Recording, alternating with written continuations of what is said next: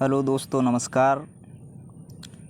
आज एक बार फिर learning with each other YouTube channel में आप सबका हार्दिक स्वागत और अभिनंदन है। दोस्तों, संख्या पद्धति से संबंधित 2 वीडियोज़ इसके पहले हम लोगों ने देखी हैं।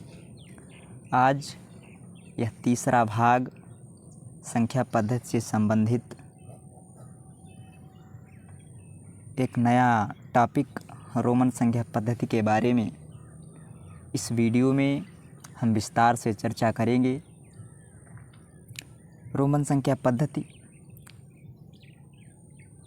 जैसे हम कभी कुछ पॉइंट्स को लिखते हैं तो उनकी नंबरिंग जैसे आई, वी, एक्स इस तरीके से करते हैं, तो ये नंबरिंग हम रोमन संख्या पद्धति के द्वारा करते हैं। तो चलिए आज इसी के बारे में हम विस्तार से चर्चा करेंगे। रोमन संख्या पद्धति, सबसे पहले हम देखते हैं कि रोमन संख्या पद्धति से संबंधित कुछ महत्वपूर्ण संकेत, जैसे यदि हमको 1 को रोमन संख्या पद्धति में लिखना है तो हम 1 को आई से प्रदर्शित करते हैं। यदि 2 को रोमन संख्या पद्धति में लिखना है तो हम 2 बार आई का प्रयोग करते हैं। इसी तरीके से 3 को लिखने के लिए 3 बार आई का प्रयोग करते हैं। 4 को लिखने के लिए आई वी का प्रयोग करते हैं। 4 को लिखने के लिए 4 बार आई का प्रयोग नहीं करते हैं, आई वी का प्रयोग करते हैं। अभी हम आगे इसके बारे में चर्चा करेंगे कि क्यों 4 बार आई का प्रयोग नहीं करते हैं और किस तरीके से हम आई वी का प्रयोग कर सकते हैं। इसी तरीके से 5 को लिखने के लिए वी का प्रयोग करते हैं। 6 को लिखने के लिए वी आई का प्रयोग करते हैं। 7 को लिखने के लिए वी डबल आई का प्रयोग करते हैं। 8 को लिखने के लिए वी ट्रिपल आई का प्रयोग करते हैं। और इसी तरीके से 9 को लिखने के लिए आई एक्स का प्रयोग करते हैं। 10 को लिखने के लिए एक्स का प्रयोग करते हैं। 50 को लिखने के लिए एल का प्रयोग करते हैं और 100 को लिखने के लिए सी का प्रयोग करते हैं। इसी तरीके से यदि हमको 500 को लिखना है तो डी से प्रदर्शित करते हैं, डी से 500 को प्रदर्शित करते हैं। 1000 का प्रयोग करना होगा तो हम एम का प्रयोग करते हैं 1000 के लिए। ठीक, आगे कुछ नियम भी हैं जिनके बारे में हम चर्चा करते हैं। तो ये हो गए हमारे कुछ महत्वपूर्ण संकेत जिनके द्वारा हम संख्याओं को रोमन संख्या पद्धति में लिखते हैं। चलते हैं आगे। ये कुछ महत्वपूर्ण नियम दिए हुए हैं संख्याओं को रोमन संख्या पद्धति में लिखने से संबंधित। पहला नियम है कि यदि किसी संकेत को बार बार लिखा जाए तो संख्या का मान जितनी बार संकेत को दोहराया जाता है उतने गुना ही हो जाता है। देखिए, इस नियम को हम उदाहरण के माध्यम से समझते हैं। देखिए, यहाँ पर दिया हुआ है कि किसी संकेत को हम जितनी बार दोहराते हैं उसका मान उतने गुना हो जाता है। जैसे आई को हम 1 को लिखने के लिए प्रयोग करते हैं, आई का मान होता है 1 के बराबर। अब यहाँ पर 3 बार आई हमने लिख दिया तो इसका मान 3 गुना हो जाएगा, 3 के बराबर हो जाएगा। ठीक उसी प्रकार से x का मान होता है 10। 3 बार हमने x लिखा तो 30 हो गया। c का मान होता है 100। 2 बार हमने c को लिख दिया तो हो गया 200। चलते हैं अगले नियम की तरफ।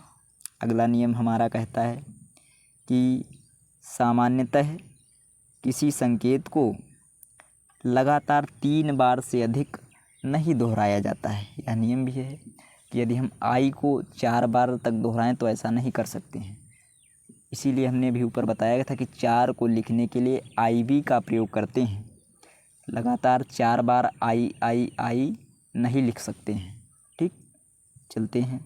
यदि उदाहरण यहाँ पर दिया हुआ है, यदि 4 को रोमन अंक में लिखना है तो 4 बार हम आई नहीं लिखेंगे। यदि ऐसा लिखेंगे तो गलत हो जाएगा। इसे IV से रोमन पद्धति में लिखेंगे। 4 को लिखना है तो हम IV से लिखेंगे। ठीक, अब चलते हैं अगले नियम की ओर कि IV हम क्यों लिखते हैं और कैसे लिख सकते हैं IV को। देखिए, अधिक मान वाले संकेत को ये नियम अगला है, अधिक मान वाले संकेत के पहले कम मान वाले संकेत को रखने पर उसका मान घट जाता है और बाद में रखने पर उसका मान बढ़ जाता है। देखिए, इसको भी हम उदाहरण के माध्यम से समझते हैं। जैसे नियम हमारा कह रहा है कि किसी भी अधिक मान वाले संकेत के पहले कम मान वाले संकेत को रखने पर उसका मान घट जाता है। v को हम 5 से प्रदर्शित करते हैं और i को 1 से, तो v के पहले हमने कम मान वाला रख दिया 1, तो v से 1 घट जाएगा, 5 - 1 हो जाएगा और इसका मान इसीलिए 4 हो जाता है। ठीक, x के पहले हमने 1 रख दिया तो इसलिए x का मान होता है 10, 10 से 1 घट जाएगा तो यहाँ पर 9 आ जाएगा। अब देखिए, बाद में रखने पर मान बढ़ जाता है। x होता है 10 और i होता है 1, 10 में 1 जोड़ देंगे तो यहाँ 11 हो जाएगा। इसी तरीके से v का मान 5 होता है और i का मान होता है 6, तो यहाँ पर भी चूँकि v के बाद में i लिखा है इसलिए इसमें भी 1 जुड़ जाएगा, 6 हो जाएगा। ठीक, x और l, देखिए यहाँ पर x का मान कम है l से और पहले लिखा हुआ है, इसलिए यहाँ पर भी l से x घट जाएगा और 40 आ जाएगा। यहाँ पर l का मान ज़्यादा है और x का मान कम है और यहाँ पर l के बाद में x लिखा हुआ है इसलिए यहाँ पर जुड़ जाएगा और lx बराबर 60 हो जाएगा। ठीक, तो चलिए चलते हैं कुछ और नियम जो रोमन संख्या पद्धति से संबंधित हैं उनको भी देखते हैं।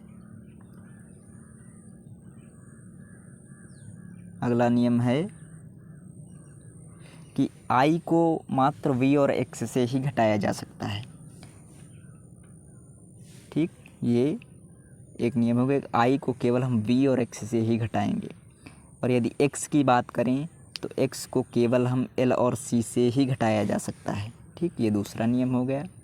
चलते हैं अगले नियम की तरफ। c को केवल d और m से ही घटाया जा सकता है। c को हम केवल d और m से ही घटाएंगे। और v, l तथा d की बात करें तो v, l और d घटाए नहीं जाते हैं। ठीक, इनको भी हम देखिए उदाहरण के द्वारा समझते हैं। देखिए, यदि 4 हमको लिखना है IV, यहाँ तक v से i को घटाया गया है और हमने नियम में पढ़ा भी है कि i को केवल v और x से ही घटा सकते हैं। देखिए, यहाँ पर भी v से i को घटाया गया है और यहाँ पर v को i से घटाया गया है। देखिए यहाँ पर, और इसके नीचे वाले उदाहरण में देखते हैं, यहाँ पर x में से i को घटाया गया है, यहाँ पर x से i को घटाया गया है। ठीक, चलते हैं अगले। देखिए, x को हमने पढ़ा कि x को हम केवल l और c से घटा सकते हैं, तो यहाँ पर x को l से घटाया गया है। नीचे उदाहरण में हम देखते हैं x को c से घटाया गया है। ठीक, अगले नियम के हम c को d और m से केवल घटा सकते हैं, तो देखिए d से यहाँ पर c को घटाया गया है, नीचे वाले उदाहरण में m से c को घटाया गया है। ठीक, तो ये कुछ 3 नियम हो गए घटाने के। पहला नियम हमने देखा कि i को केवल x और v से घटा सकते हैं। दूसरा नियम हमने देखा कि x को हम केवल l और c से घटा सकते हैं। और तीसरा नियम c को हम केवल d और m से घटा सकते हैं। ठीक, अगला नियम देखते हैं। अगला नियम और आखिरी नियम है कि नोट के द्वारा लिखा गया है कि किसी संकेत के ऊपर एक रेखा खींच देने से संकेत का मान 1000 गुना बढ़ जाता है। देखते हैं, देखिए यहाँ पर हमने v को लिखा और v के ऊपर एक रेखा खींच दी तो इसका मान 1000 गुना हो गया। v का मान होता है 5, लेकिन रेखा खींचने पर v का मान 5000 हो गया। इसी तरीके से यदि हमने यहाँ पर x को लिखा, x का मान होता है 10, लेकिन इस पर रेखा खींच देने से इसका मान हो जाएगा 10,000 हो जाएगा। ठीक, तो ये थे रोमन अंक से संबंधित कुछ महत्वपूर्ण नियम और संकेत, जो बिल्कुल बेसिक जानकारी थी और महत्वपूर्ण जानकारी। यदि इतना हमने रोमन संख्या पद्धति के बारे में सीख लिया तो लगभग पूरी रोमन संख्या पद्धति इसी वीडियो में कवर हो गई है। तो दोस्तों, इस वीडियो को लाइक करें, शेयर करें, और यदि आप चैनल पर नए हैं तो चैनल को सब्सक्राइब करें। संख्या पद्धति का जो महत्वपूर्ण बेसिक भाग था वो लगभग कंप्लीट हो गया है। अब अगली वीडियो में हम किसी नए चैप्टर की बात करेंगे। तब तक के लिए धन्यवाद।